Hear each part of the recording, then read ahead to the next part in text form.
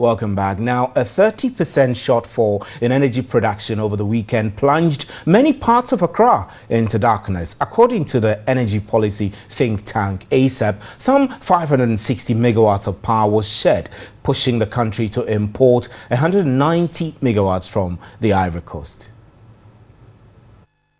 Some parts of Accra, including New Bawe, Mamprobi, Hacho, Dome, Dansoman, Abeka La Paz, Madina, Latebiokoshi, among others, were the hardest hit between June 24 and 27. According to ASAP, this was due to a trip on the Tico thermal plant, which resulted in its shutdown, knocking off 160 megawatts from the national grid.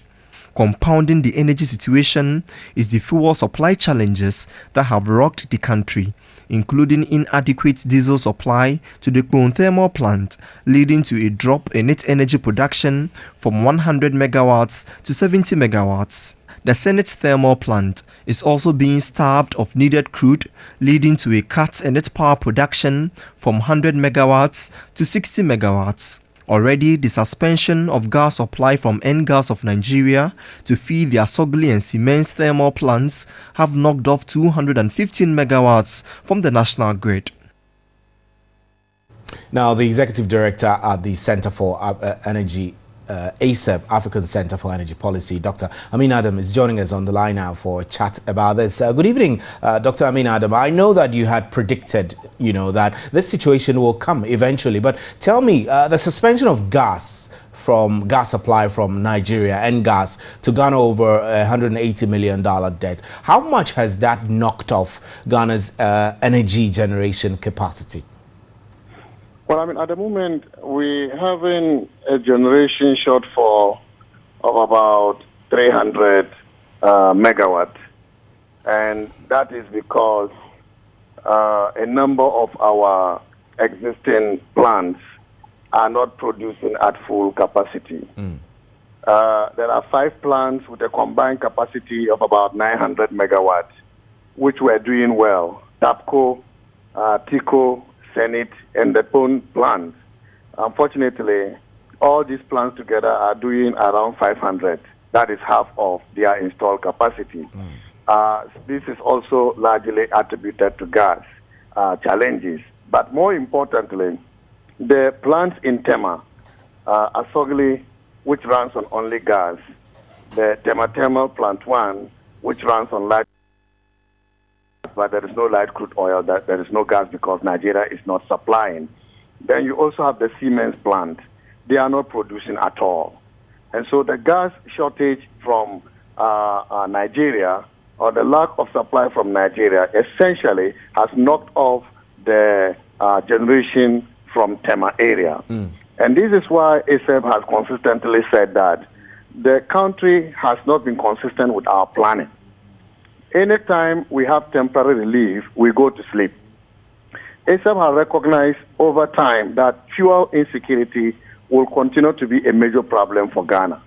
And this is why we were proposing that we have a reverse flow of gas from Atuabu to Tema. Because as we speak now, there is gas stranded in Atuabu.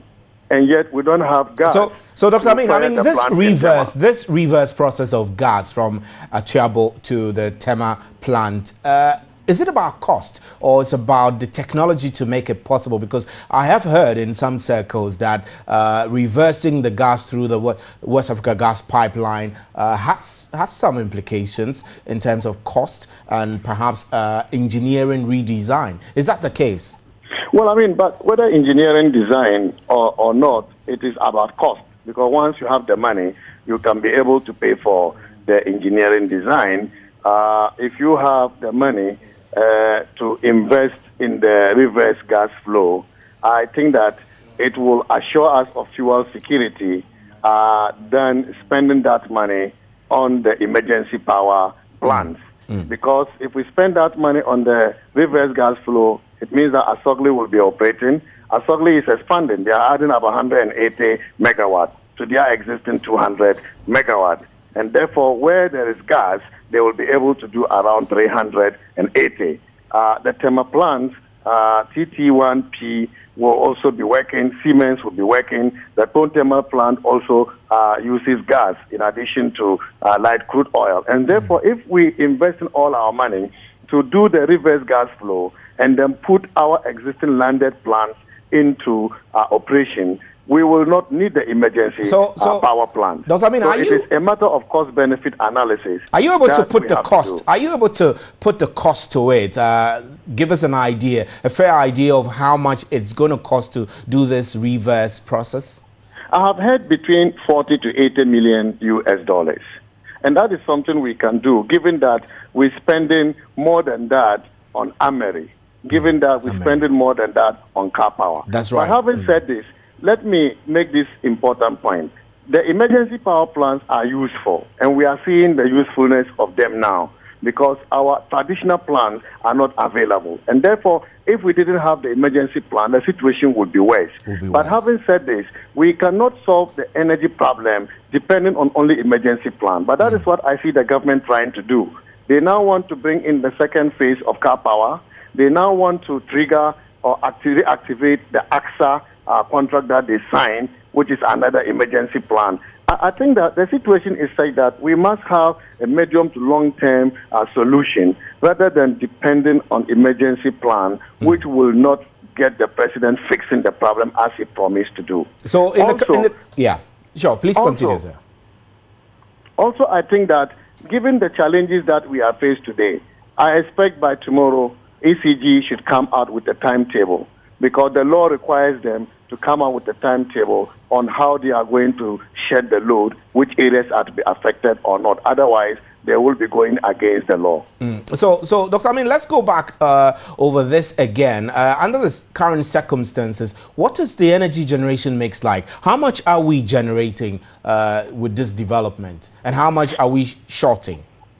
Yeah, the peak load, that is peak demand, is around 2,000 megawatts. And peak generation stands between 1,600 to 1,700. That is the reason we have a shortfall of about 300 megawatts. And you foresee an end anytime soon with the current arrangements in place?